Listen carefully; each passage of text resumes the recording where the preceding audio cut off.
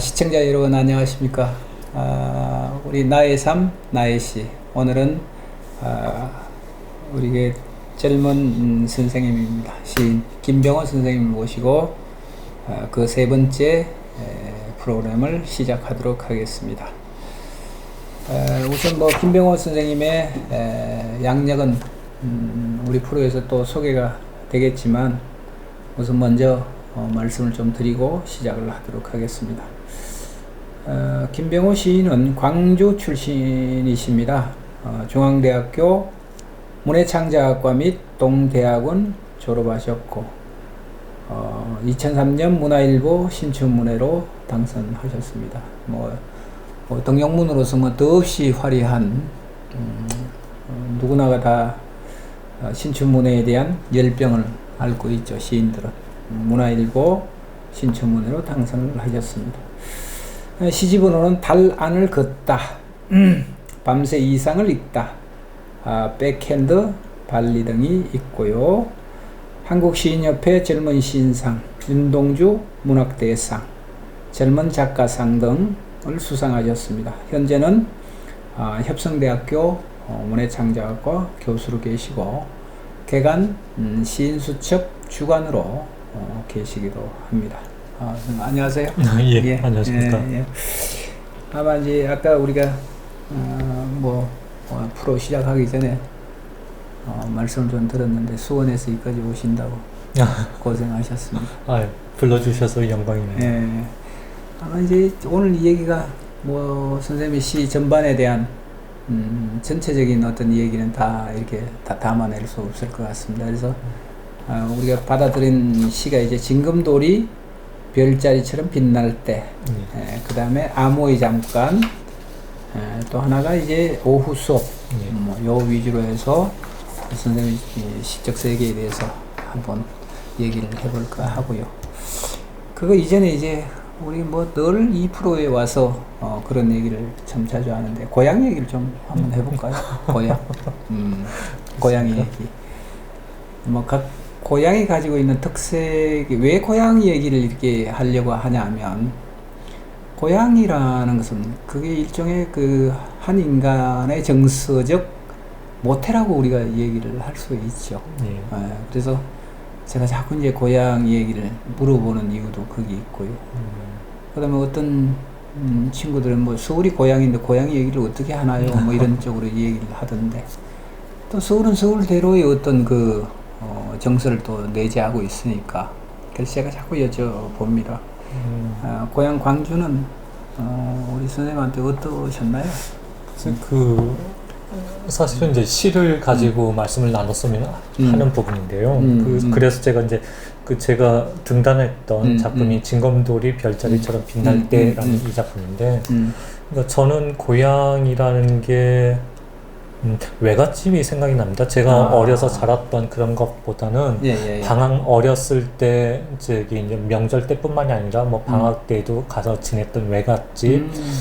그리고 왜 이제 제가 선생님이 요청하셨던 세 편의 시 중에서 이 작품을 골랐느냐라고 질문을 하신다면 등단작이기도 하지만 제가 이제 제 세대는 외갓집이 있는 세대인 것 같아요. 그러니까 왜 그러냐면 이전의 세대들은 농경사회에서 나오셔서 당연히 시골이 농촌이 고향이겠지만 저희는 도시에 살지만 이렇게 외갓집이 있는 시골의 어떤 정서들을 가지고 있었고요. 제 다음 세대는 아예 이제 도시민이었죠. 그러면서 도시에 살면서도 농경의 어떤 풍경이나 그런 정서들을 받아들일 수 있었고 그것이 제가 시를 쓰는데 큰 힘이 되었기 때문에 그리고 등단작도 마찬가지였고요. 그래서 저는 고향을 물어보시면 이제 광주, 그래서 사람들은 민주화 항쟁 5.18 그런 생각들을 많이 어떤 선입견을 가지고 계신데 제가 시를 쓰는데 어떤 모태가 되는 그런 고향은 차라리 외갓집,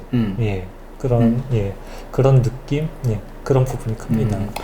근데 광주라고 방금 이제 말씀을 하셨는데 이제 어떤 정치적인 이데올로기 이런 색깔이 최근에 와서 최근에 와서 이제 그것이 뚜렷하게 이제 부각된 것이 이제 광주인데 지금 이제 선생님이 얘기하신 것처럼 광주가 가지고 있는 어떤 토속적인 정서, 전통적인 어떤 정서, 뭐 이런 것들이 분명히 있을 것이다. 저는 그렇게 이제 생각을 하고요. 또 거기에 이제 비추어서 지금 이제 외갓집 얘기하시고 이렇게 하시니까 아마 외갓집이라고 하는 그 자체는 그대로 그이가 가지고 있는 그 손주들이 가지고 있는 그 어떤 특성들을 재단하지 않고 그대로 받아주는 것이 외가가 아닌가 이런 생각이 있어요. 그래서 외가는 참 부럽다. 굉장히 부럽다 이런 생각을 했습니다. 좋습니다. 그러면 바로 이제 진검돌이 별자리처럼 빛날 때 이것이 이제 문화일보 신춘문예 당선작이었던 거예요? 예, 그렇습니다. 그렇습니다. 자, 그 우리가 프로 중에 이제 새롭게 이제 신설된 하나의 그 진행 과정이 있습니다. 그래서 그동안은 뭐 우리 이 자체 성우가 이제 낭송도 하고 이렇게 했는데 시인이 직접 육성으로 이렇게 좀 낭독이죠. 낭독 해서 하는 부분이 있습니다. 그래서 선생님이 직접 좀 낭독을 좀 해주시고 거기에 대해서 이 얘기를 좀 풀어가도록 하겠습니다. 예, 그럼 읽도록 하겠습니다.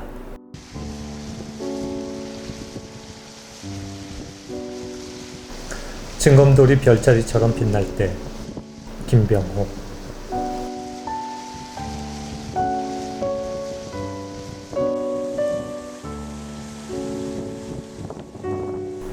금줄친 대문이 어둠을 났습니다. 대문에서 토방으로, 토방에서 사랑방으로 이어진 진검돌이 별자리처럼 빛납니다. 환하고 평평한 진검돌 안에 담긴 어린 내가 별을 닮아가는 밤.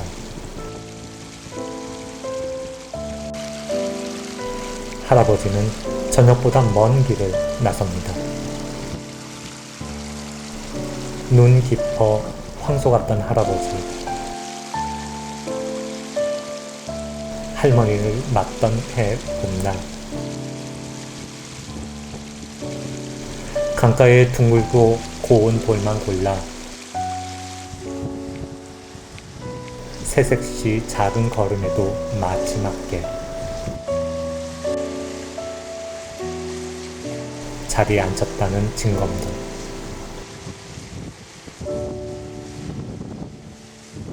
그 돌들이 오늘 밤 별똥별 치는 소리로 울고 있습니다.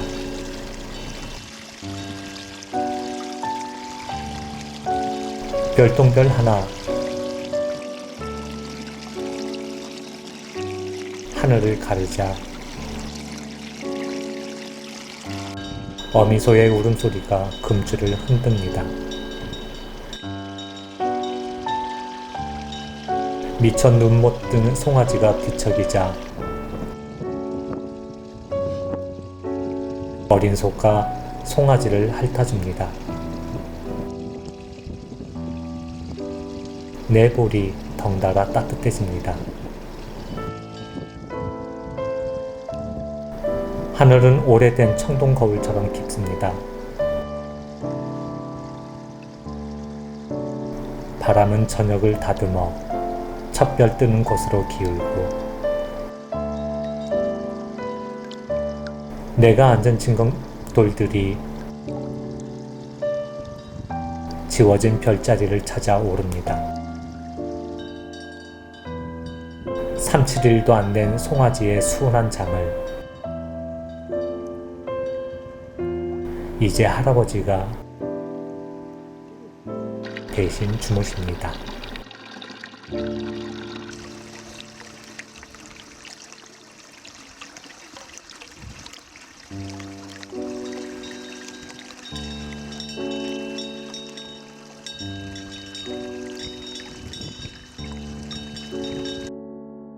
예. 좋습니다.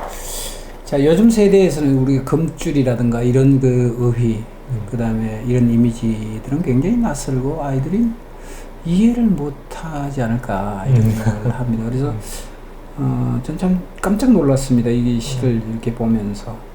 자, 이 얘기 하기 전에 예. 아무래도 이제 그 시를 쓰게 된 동기, 예. 예, 뭐 이런 게 있을 겁니다. 어릴 때부터 나는 뭐 어떤 동기로 해서 시를 가까이 하게 되고 뭐 시를 쓰게 됐다, 뭐 이런 그 나름대로의 어떤 동기가 시인들마다 다 있지 않습니까? 그 선생님은 어떠셨나요? 이 징검도리 별자리처럼 빛날 때 이 아름다운 시가 탄생하기 이전에 시에 대한 열정 뭐 이런 것들이 분명히 있었을 텐데.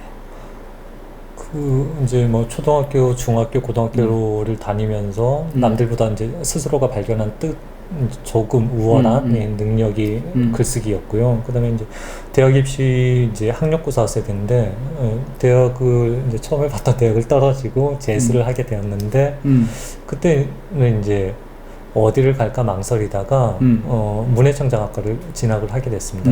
왜 그러냐면 문해창작학과가 몇 군데 안 되었기 때문에 오히려 조금 특별한 학과를 가고 싶은 그런 욕망이 있었고요. 그리고 제가 이제 좀 문학에 스스로가 소질이 있다라는 생각을 했고요.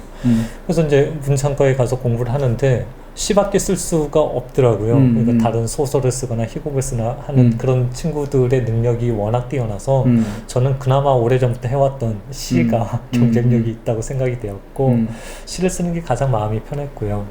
그래서 그 고등학교 때는 그냥 막연하게 시인의 꿈이 있었지만 대학교 가서 다른 친구들의 능력들을 보면서 제가 할 수 있는 건 시밖에 없다라는 생각을 갖게 되었습니다. 그래서 그러셨군요. 계속 썼죠. 우리가 대체적으로 보면 뭐 지금은 돌아가셨지만 올 1월에 이제 돌아가셨지만 이성훈이라고 하는 또 불세출의 시인이 계십니다. 이분이 이제 늘 평소에 말씀을 하시기를 시를 쓴다는 것은 결핍 때문이다, 뭐 이런 쪽으로 이제 얘기를 하셨거든요. 저도 어느 정도 그 말씀에 굉장히 공감을 하고요. 아주 좋은 말씀이다. 결핍이다. 또 하나 이제 콤플렉스 뭐 이런 얘기를 하고요. 시를 쓴다는 것은 시인은 콤플렉스 덩어리들이 시인이다, 뭐 이런 쪽으로 이제 말씀을 하셨는데 그것은 뭐 부정성보다는 긍정성으로 이제 시인에 대한 평가에 대한 긍정성으로 저도 이제 받아들이는데, 아마 이제 지금 말씀하시는 문창과에 들어갔더니만 그 동료 그 친구들은 전부 다 자기 나름대로의 어떤 개성적 글쓰기 이렇게 하고 소설도 쓰고 뭐도 하는데 내가 할 수 있는 일은 그 틈바구니에서 시밖에 없었다, 뭐 이런 말씀을 하시는 걸로 이해를 하겠습니다. 자, 그러면 거기에 금줄 친 대문이 어둠을 났습니다, 이렇게 나왔거든요. 김병호 시인에게 금줄이란 어떤 의미를 갖고 있습니까? 금줄. 한번 우리가 젊은 세대를 위해서 조금 풀어서 하면 좀 금줄은 뭐가 금줄이다라고 하는 것 설명 좀 해주시고. 금줄은 이렇게 예전에 드라마나 전설의 고향이나 사극이나 보면 어떤 아이가 태어났거나 어떤 집에 무슨 일이 있을 때 새끼줄이라고 하죠. 집으로 만든 그 새끼줄에 해서 이 집의 어떤 신성함을 표시했던 그런 줄을 금줄이라고 얘기를 하죠.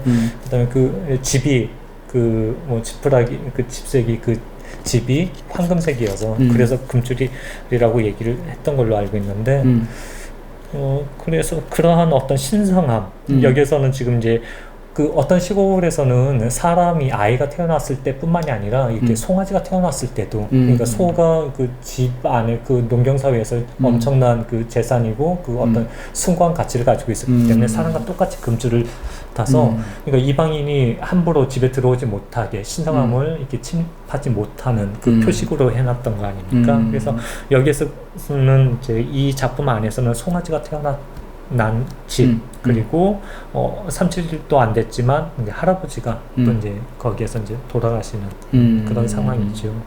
자, 그럼 제가 이제 이 시를 이렇게 보면 금줄이란 것은 이 세계와 저 세계를 구분짓는 일종의 경계의 표시. 그럼 이 세계와 저 세계는 무엇이냐?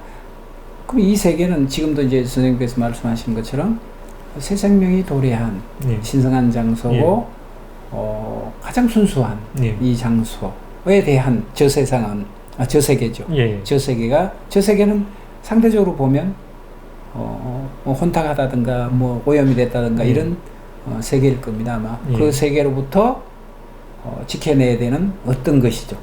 이 검줄 안의 세계는. 이제 그렇게 이제 저도 이해를 하고요.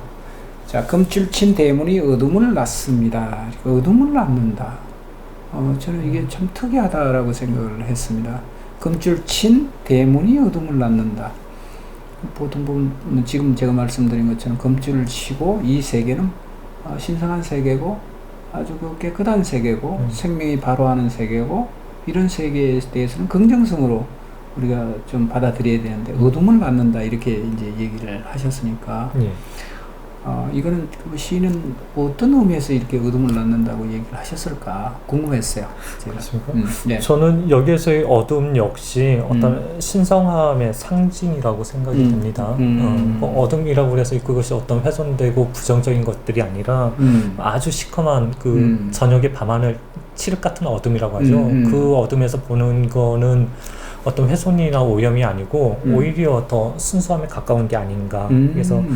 그래서 그 어둠 안에서 새로운 생명이 태어나기도 하고 새로운 생명, 오래된 생명이 이제 제자리로 돌아가기도 하는 그런 공간으로 상정을 했습니다. 좋습니다. 그치 제가 옛날에 제가 언제 한번 시를 발표한 적이 있어서 그 제목이 뭐냐면 나는 검은 것들이 좋다 뭐 이런 제목이었어요. 근데 저도 이제 선생님 지금 말씀하신 것처럼 우리가 대체적으로 보면 어둠, 밤, 뭐 이런 것들 죽음과 관련된 부정성으로만 이해를 하잖아요. 근데 이 세상의 모든 생명들은 어디서 배태가 되는가에 대한 고민을 좀 해본 적이 있어요. 그래서 그렇게 생각하니까 모든 생명들은 어둠에서부터 시작되는 거지. 그 생각을 해서 이제 시를 나는 검은 것들이 좋다. 뭐 이런 쪽으로 이렇게 얘기를 했는데 제가 이제 이런 부분들에 대해서 선생님도 역시 똑같은 생각을 하고 계시구나. 그 생각을 지금 들었어요. 그래서 좋습니다. 그래서 검줄친 대문이 어둠을 낳습니다. 오케이. 그럼 대문에서 토방으로, 토방에서 사랑방으로 이어진 진검돌이 별자리처럼 빛납니다. 대문에서 토방, 토방에서 사랑방으로 이어진 이 진검돌이 별자리처럼 빛납니다. 그럼 그 신성한 세계를 지향해 가는 어떤 과정에서의 세계 이런 것들을 노래하는 것이 아닌가 이런 쪽으로 생각을 하고요. 우선 일람해서 전체적인 그 맥락에서 선생님이 이 시를 독자들에게 조금 더 풀어서 나는 이 시의 의미가 이러이러한 의미를 내포하고 있다라고 하는 것을 좀 말씀 좀 해주시죠. 시인이 뭐 자신의 시를 어떻게 설명하는 게 제일 어려운 것 같은데 저는 뭐 이렇게 여기 나와 있는 대로 저희 외가를 가려고 하면 전라남도 장성인데 이제 백양사 아래 마을인데 백양사구나. 저희가 그 외갓집을 가려면 버스가 한 2시간에 한 대 정도 있었던 것 같습니다. 그래서 그 큰 길에서 내리면 저쪽에 산 밑에 외갓집이 보이고요. 그래서 또 한 10분, 15분을 걸어가야 되는데 워낙 이제 그 들판의 건너편에 있는 집이어서 이제 큰 길에서 손을 흔들면 이제 그 문 앞에서 그 이제 할머니가 이렇게 할아버지가 손을 흔들던 그런 이제 외갓집이죠. 그런데 그러니까 이렇게 비가 오면 이제 그 마당에 이제 신발이 젖을까봐 그 이제 대돌을 디딤돌 진검돌을 이렇게 놨던 것이 이제 토방으로 이어지기도 하고 안방에 있는 그 토방에서 사랑방으로 이어지는 그러한 집안의 풍경을 그려놨었고요. 저희 어렸을 때 이제 외할아버지께서 돌아가셨는데 그때 이제 정말로 송아지도 이제 외양간에 있었고 어떤 그런 풍경. 그래서 제가 생각하는 어떤 유토피아나 그다음 훼손되지 않는 어떤 그 세계의 그 정수는 바로 이러한 외가의 이 풍경이라고 생각이 되고요. 지금은 도시에서 잠을 자려고 해도 도시에는 깜깜한 칠흑 같은 어둠이 없지 않습니까? 워낙 이렇게 조명이 밝아서 그런데 그 외갓집에서 잠을 잘 때는 정말로 이렇게 깜깜해서 아무것도 안 보이는 그 몸에 그 어둠도 느꼈었는데 그게 오히려 공포보다는 어떤 따뜻함 오히려 엄마 뱃속과 같은 그런 편안함을 주기도 했고 그러면서 또 그 산속에서 들리는 뻐꾹새나 소쩍새의 울음소리들도 있었고 그래서 저한테는 이러한 공간이 마치 여기서도 쓰여진 것처럼 청동 거울 같은 예, 그런 오래되면서도 우리가 결국 지켜내야 할 그러니까 제가 시를 쓰는 가장 큰 힘이 이 공간이기 때문에 그래서 한번 예, 그걸 작품으로 형상화했습니다. 아, 아름답습니다. 여기 보면 징검돌이 별자리처럼 빛납니다. 환하고 평평한 징검돌 안에 담긴 이렇게 나오거든요. 이때 이 환하고 평평한 징검돌이라고 하는 것은 외가라고 하는 어떤 그 대상이 지니고 있는 정서적 세계와 예. 그 다음에 그 어둠이라고 하는 화자가 바라보고 있는 어둠이라고 하는 세계가 같이 녹아서 녹아있는 어떤 이상적인 그 공간으로서의 징검돌이죠. 예, 그렇습니다. 그 징검돌 안에 담긴 내가, 어린 내가 이렇게 됩니다. 어린 내가 예. 별을 닮아간다 이렇게 나옵니다. 예. 저는 이게 굉장히 아주 감각적이기도 하지만 굉장히 아름답다. 굉장히 아름답다. 환하고 평평한 징검돌 안에 담긴 어린 내가 별을 닮아가는 밤입니다. 그 징검돌 안에 담겨서 별을 닮아가면서 그 과정에서 시인은 무럭무럭 많은 시적 영감이라든가 시적 그 자양을 듬뿍 세례를 받았지 않는가 이런 생각을 이렇게 해보기도 하고요. 거기에 더해서 이제 할아버지는 저녁보다 먼 길을 났습니다. 이렇게 저녁보다 먼 길이라고 이렇게 얘기를 하셨거든요. 근데 우리가 대체적으로 보면 저녁이라고 하는 그 어떤 때, 이 때는 낮과 밤이라고 하는 경계에 있는 어떤 때, 어떤 때를 우리가 저녁 때 이렇게 얘기를 하기도 하죠. 그러면 낮도 아니고 밤도 아닌. 근데 할아버지는 이제 그 선생님께서 아까도 말씀을 하셨지만 그 어두운 칠흑같이 어두운 세계로 먼 길을 낯서는 그 출발점이 저녁 때입니다. 저녁 때부터 할아버지는 칠흑 같은 그 밤, 생명이 배태되고 있고 신성한 그 칠흑 같은 밤을 나아가는 어떤 그 과정이죠.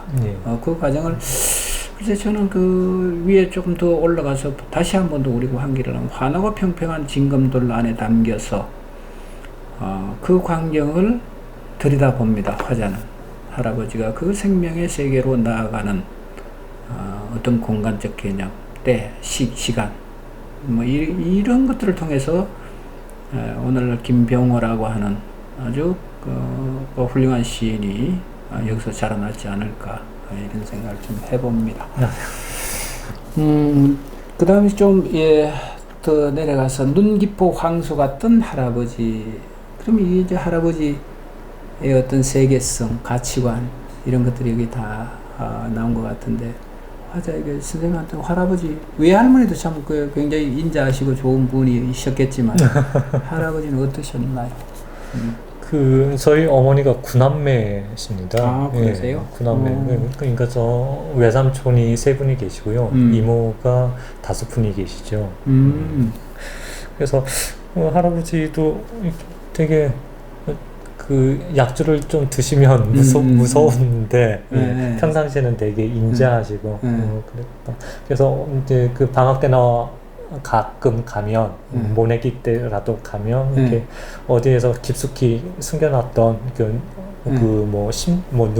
눈깔 사탕이라고 하나요? 커다란 사탕도 꺼내서 주시고 특별히 예뻐해 주셨던 것 같습니다. 그 손자들이 한 30명이 넘는데 그 중에서도 나름 예쁨을 받았기 때문에 할아버지에 대한 어떤 친밀함 그런 게 있었죠. 그리고 이제 할아버지를 이제 그 송아지에다 비유했던 건 할아버지가 사셨던 어떤 삶이 어차피 농경사회에서 그렇게 살았던 삶이 뭐 김종삼의 그 시뿐만이 아니라 이렇게 그 할아버지의 삶을 대변할 수 있는 그런 소여서 그렇게 표현을 했습니다. 이게 뭐 시외적인 얘기이기도 하지만 원래 그쪽 고장 남도시죠. 예, 예. 남도.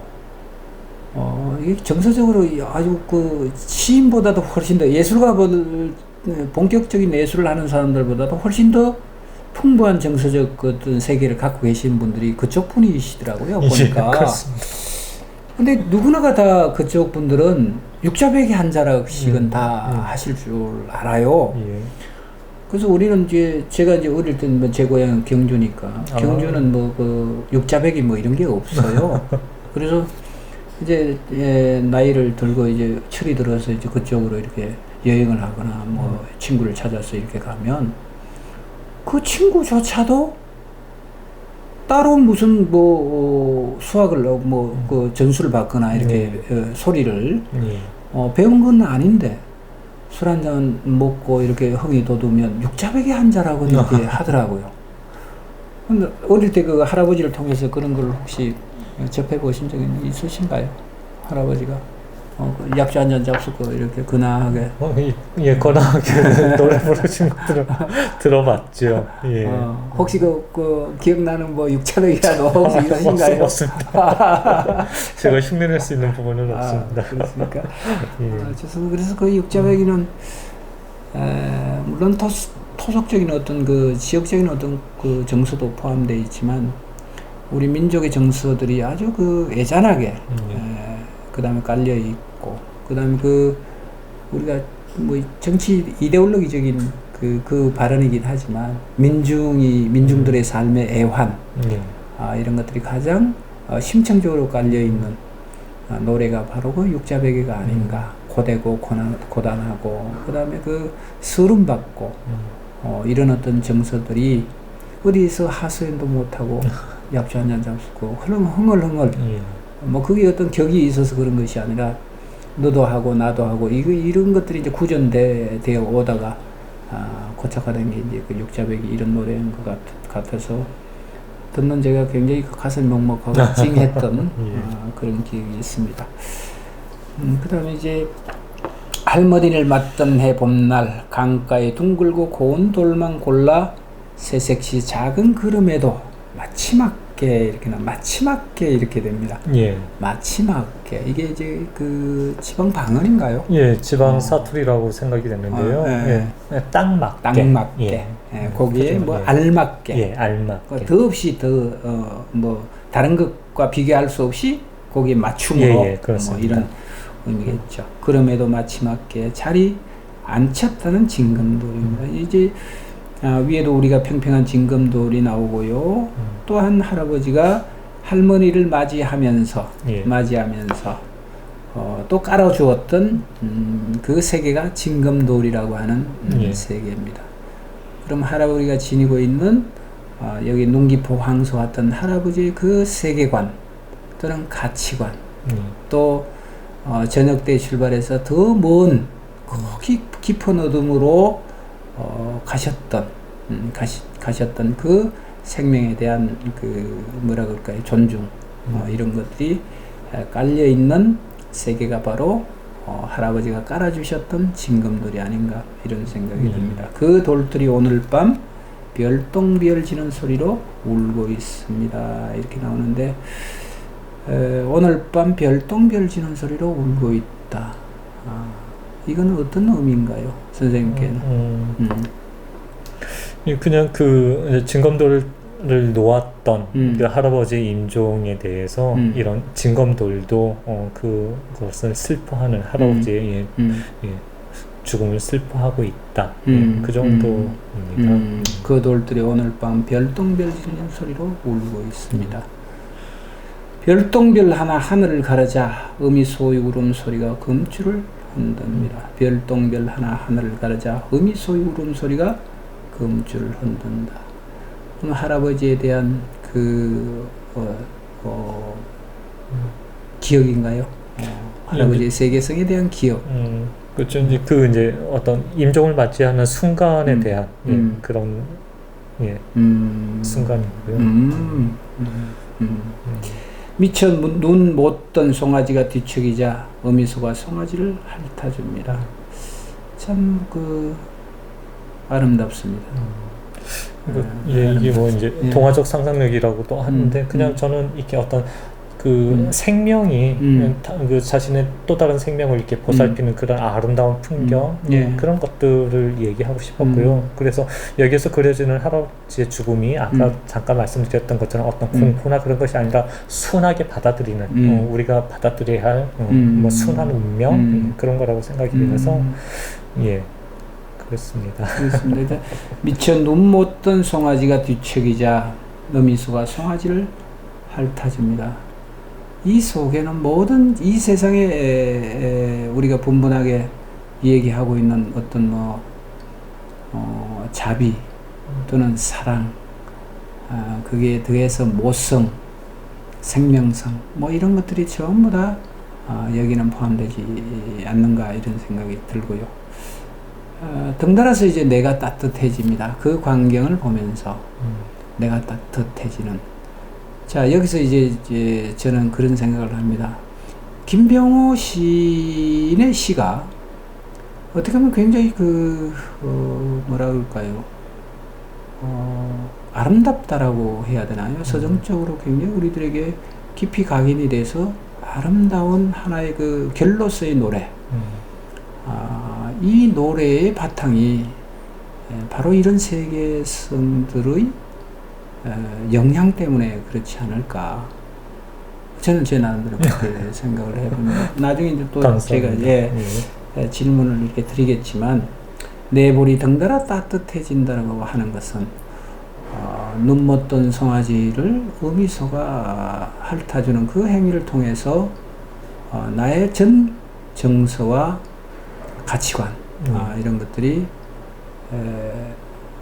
이제 시인의 한 세계를 형성한 게 아닌가 이런 생각이 들고요. 하늘은 오래된 청동 거울처럼 깊습니다. 자, 여기 이제 우리가 저도 이제 강의를 하면서 가끔씩 그 하늘에 대한 얘기를 좀 합니다. 하늘에 대한 얘기를 하는데 서구적 개념으로서의 하늘과 동양적 개념, 동양적 그 어떤 관념으로서의 하늘은 저는 틀리다고 이렇게 보거든요. 하늘에 대한 개념. 서구는 그냥 스카이로서의 어떤 그 대상으로서의 하늘이죠. 근데 동양적인 관점에서 이렇게 보면 그것은 그 우리의 가치관과 더불어서 양심의 문제와 결부된 것이 하늘이지 않는가. 그 다음에 서양은 이제 그 하늘, 스카이와 그 가시 분리가 되어 있잖아요. 신과 하늘이 분리가 되어 있는데 동양에서는 하늘의 뜻하면 그 우리가 신적인 개념은 뭐 전부 다 이제 서구적 개념인데 천명이라고 하지 않습니까? 천명, 하늘의 뜻이다. 뭐 이것이 이제 동양인들이 바라보고 있는 하늘에 대한 개념이다. 이렇게 보는데 하늘은 오래된 청동 거울처럼 깊습니다. 이렇게 돼 있어요. 하늘은 오래된 청동 거울처럼 깊습니다. 자, 그렇다면 김병호 시인에게 하늘과 청동 거울의 의미는 무엇일까? 이 시에서뿐만 아니라 평소에 이제 하늘에 대한 그 관점, 청동 거울에 대한 관점도 갖고 계실 텐데 그런 점에 대해서는 뭐 어떤 생각을 갖고 계십니까? 글쎄요. 그 하늘에 대해서 깊게 생각은 안 해봤는데 그런 것 같습니다. 금방 말씀하신 그 서구와 우리의 어떤 하늘에 대한 이야기에서 보면 하늘은 결국은 그 전래동화 햇님달님에서 오빠가 해가 되고 뭐 동생이 달이 되고 뭐 그런 것처럼 돌아가야 할 곳, 그 다음에 그것이 그러니까 하늘이 대상이 아니라 여기 우리와 그러니까 어떤 시적 자화와 동일시 될 수 있는 내가 동화가 될 수 있는 어떤 또 다른 세계이기 때문에 하나의 어떤 우물과 같은 그런 자아성찰의 공간이기도 하고 나를 투영할 수 있는 공간이기도 한 그래서 그것이 이제 청동 거울이라 하면 그 자신을 비춰볼 수 있는 그런 의미를 가지고 있는 거죠. 하늘은. 네, 좋습니다. 자, 하늘은 오래된 청동 거울처럼 깊습니다. 하늘. 지금 방금 이제 스님께서 말씀하셨는데, 우리 윤동주 시인이 하늘에 대한 얘기를 참 많이 했습니다. 그죠? 하늘을 우러러 부끄러움이 없기를 바란다. 그 다음에 하늘과 또 대조적으로, 이 시인의 입장에서는 우물에 비친 자화상 뭐 이런 것들을, 이제 그것은 우물 속에 어떤 그 자기 모습이 투영되고 이렇게 한다는 것은 무엇이 배경으로 있기 때문에 가능하냐라고 생각했을 때 저는 하늘이라고 하늘이라고 생각을 합니다. 그래서 그런 차원에서 이렇게 보면 하늘은 오래된 청동 거울처럼 깊습니다라고 하는 이 시기가 아주 이 시의 깊이를 아주 더 한결 더 고양시키는 그런 의미로 이렇게 다가옵니다. 바람은 저녁을 더듬어 척별 뜨는 곳으로 기울고, 바람은 저녁을 더듬어 척별 뜨는 곳으로 기울고, 내가 앉은 징검돌들이 지워진 별자리를 찾아 오릅니다.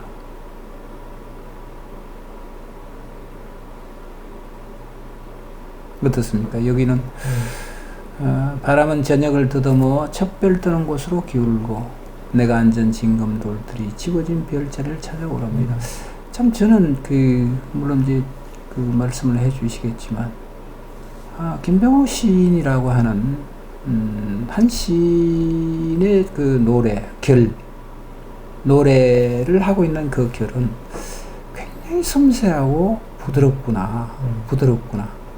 그래서 이렇게 보면 부러울 정도로 좀 더 나아가서 얘기하면 셈이 날 정도로 이렇게 노래를 하시는데, 평소에 이런 표현들은 늘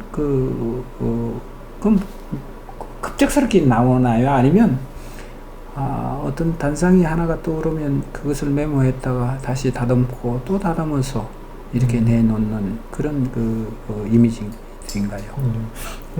재주가 그렇게 없어서 많이 이렇게 다듬는 편입니다. 그다음에 아까도 이제 문창과 생활을 잠깐 말씀드렸는데, 많은 친구들이 이게 재주가 있어서 저도 이렇게 당시에 모던하게 이렇게 쓰는 게 어떤 유행을 쫓아가서 쓰는 게 더 화려해 보여서 그렇게 흉내를 내보기도 했었지만, 제가 가지고 있는 어떤 기본적인 토양이 그런 것을 흉내내서 따라갈 수 있는 게 아니어서 오히려 저는 과거 회귀는 아니겠지만 어떤 전통적인 이러한 서정이 저의 장점이라고 뒤늦게 생각을 했고요. 그러면서 이제 대학 4학년 때 이제 이후에 이제 대학원에서도 시를 쓰는 어떤 이쪽 세계를 저의 지향점으로 삼았습니다.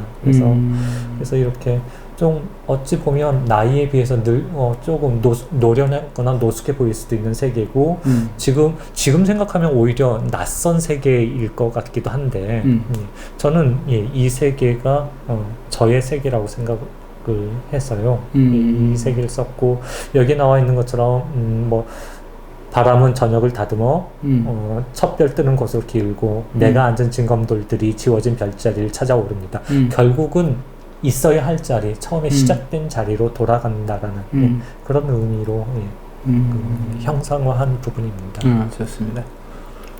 3-7일도 안 된 송아지의 순한 잠을, 3-7일도 안 된 송아지의 순한 잠입니다. 3-7일에 대한 의미를 따로 이렇게 갖고 계시는 거 있나요? 아닙니다. 우리가 보통 금주를, 제 기억이 맞는지는 모르겠지만 금주를 이렇게 치면 3-7일 동안 이게 쳐놓잖아요. 예, 그렇습니다. 근데 보통 저도 이제 책을 통해서 이렇게 습득한 지식이 아니라서 정확한지는 모르겠습니다. 근데 어릴 때 이제 할머니를 통해서 3-7일에 대한 의미를 좀 들은 경우가 있는데, 우리가 어떤 생명이든 태어나면 이 세계에 적응하기 위해서는 일정한 적응 기간이 필요하고, 그 다음에 보호를 받아야 되고, 이게 이제 3-7일, 21일이라는 거죠. 그래서 그 21일 동안은 귀가 막히고, 귀가 이제 이 세계하고는 소통할 수 있는 준비를 해야 되니까, 어느 정도 이제 너무 갑자기 열어버리면 감당을 못하니까 충격을 받고요. 눈도 보이질 않는다는 거죠. 눈도 이제 떠지지 않고, 그다음 말도 그렇고.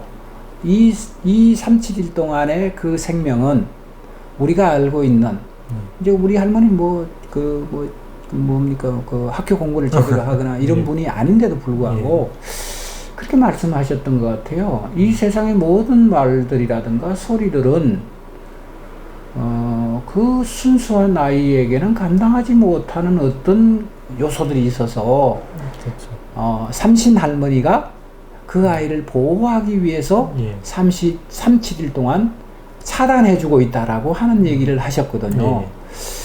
그걸 제가 지금 시를 쓰면서 가만히 이렇게 생각하니까 우리 할머니의 그 말씀은 이 세계의 모든 그 소리나 빛이나 말들은 인간의 말들은 전부 다 오염이 됐다라고.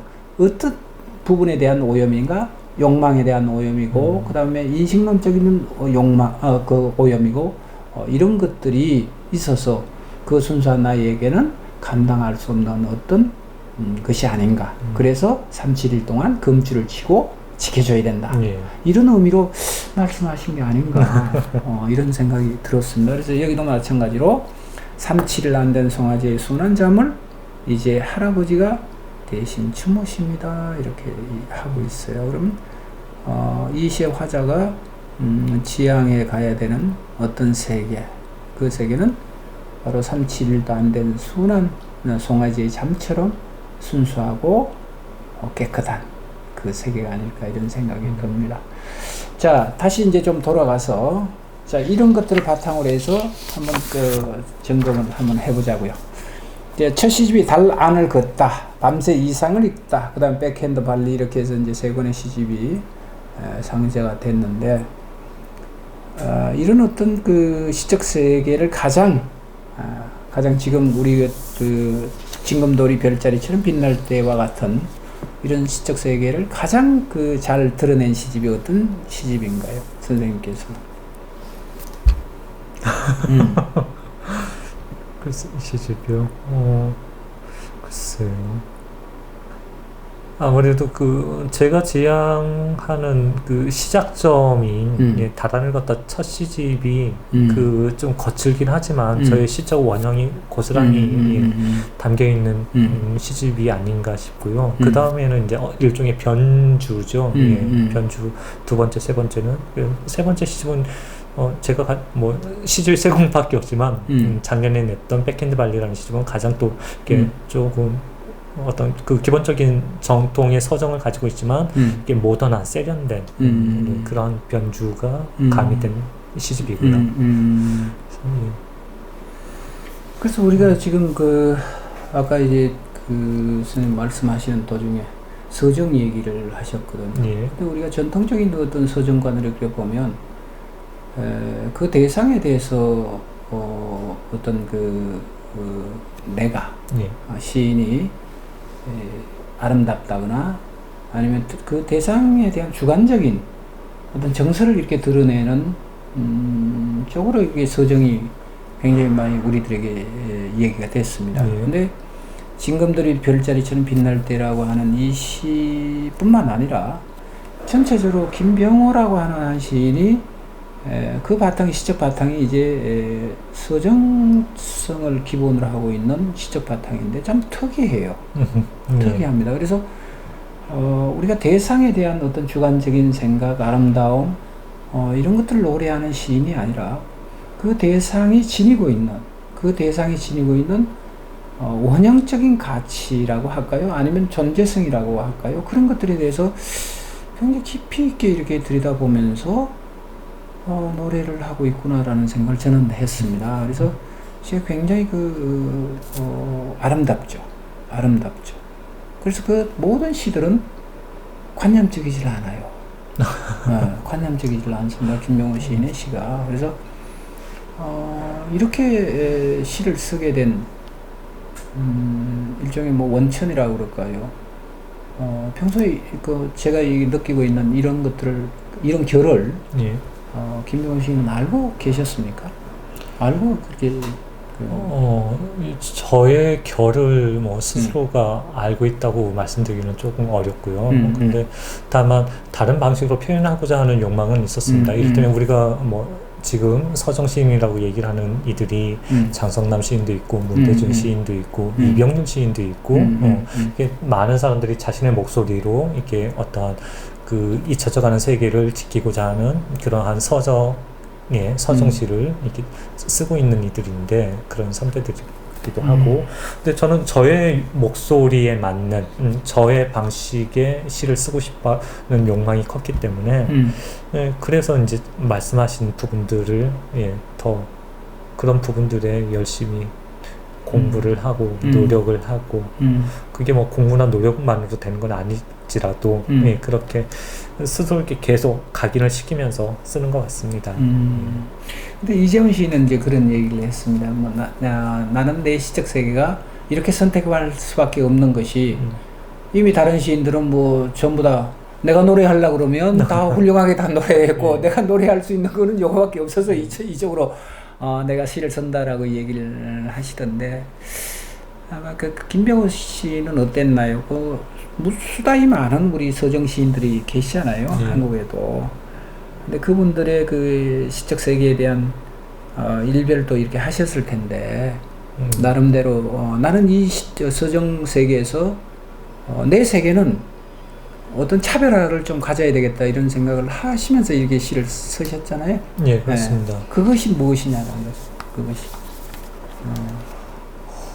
저는 이렇게 서정을 되게 감각적으로 좀 세련되게 만들고 싶은 욕심이 있어서 저의 시집을 보면 되게 어떤 그 서정 시임에도 불구하고 되게 화려하다라는 느낌을 많이들 받으세요. 그래서 저도 사실은 제가 출발한 곳의 어떤 정통적인 원형질의 서정이 어찌 보면 구태의연하고 의고체 예전의 것들이겠지만 그것을 현대 감각으로 어떻게 표현해내느냐 그게 제가 시를 쓰고 시를 실험해보는 가장 주된 테마이기도 하고요. 그런 데서 사실은 시를 쓰는 재미를 느끼기도 합니다. 우리가 이제 조금 더 보면 대체적으로 우리가 이제 시를 아까도 제가 말씀드린 것처럼 어떤 대상에 대한 그 시인의 주관적인 정서죠. 그 정서를 노래할 때는 대체적으로 그것을 뭐 비유나 아니면 상징이나 뭐 이런 형식으로 이제 다시 체화해서 이제 노래를 하잖아요. 노래를 하는데 그게 이제 제가 볼 때는 굉장히 수사적인 부분들이 많아서 조금 상투적이고 좀 식상하다.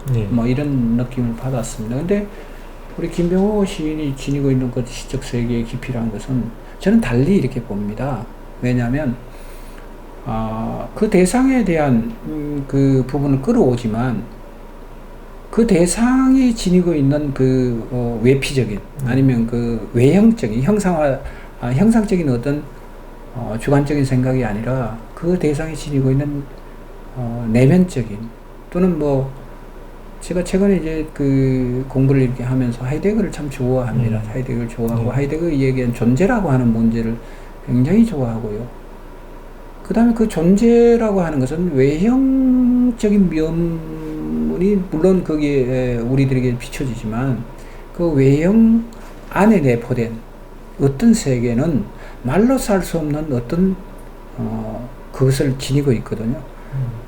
그것을 우리는 원형질이라고 얘기를 할 수도 있고 아니면 뭐라 그럴까요? 우리가 그 어떤 이 인식론적인 세계에서 초월적인 세계로 지향해 가고자 하는 인간의 욕망이 그 속에 내재되어 있는 어떤 것 이런 걸로 저는 그렇게 보는데 그런 세계를 김병호 시인이 이렇게 제가 볼 때는 그렇습니다. 그런 것들을 이렇게 툭툭 건드려주고 꺼내고 있다라고 드러내고 있다. 형상화시켜서 그걸 우리들에게 제시를 해주고 있다. 이래서 현대시에 와서 많은 그 기라성 같은 서정 시인이 있지만 그 시인들의 시적 세계하고는 또 다른 어떤 세계를 가지고 있는 것이 아닌가 이렇게 해서 저는 굉장히 감동적으로 이렇게 봅니다. 감사합니다. 예, 그래서 오늘 이제 뵈면 그런 부분들에 대해서 조금 저 깊이 있게 도대체 김병호라고 하는 한 시인이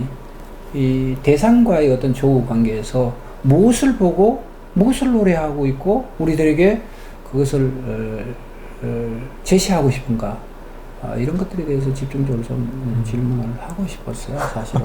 그래서 이제 자꾸 제가 집요하게 말씀을 드리고 시집 중에서 어떤 시집에서 가장 그런 시적 세계가 잘 드러났는가 뭐 이렇게 질문을 하기도 하고 그렇습니다. 근데 이제 조금 우리가 시간이 어느 정도 이제 경과가 돼서 하나만 제가 더 여쭤볼게요. 뭐 반복된 질문일 수도 있습니다. 이건 굉장히 중요한 문제거든요. 우리 지금 뭐 여러 장르의 시를 모던한 시를 쓰시는 분들도 계시고 아니면 그 리얼한 그 시적 세계를 드러내는 분들도 계시고 또는 어떤 상상과 환상과 이런 세계에 대해서 시를 쓰시는 분들이 계십니다. 근데 이제 김병호 시인은 어차피 이제 서정주의적인 그 시의 원형이라고 볼까요? 그런 세계에 대해서 이제 노래를 하시는데 조금 이 얘기를 좀 비틀어서 우리 한국 그 시단 또는 한국 문단에서 지금 그 얘기되고 있는 회자되고 있는 서정시에 대한 비판적인 시각은 혹시 없으신가요?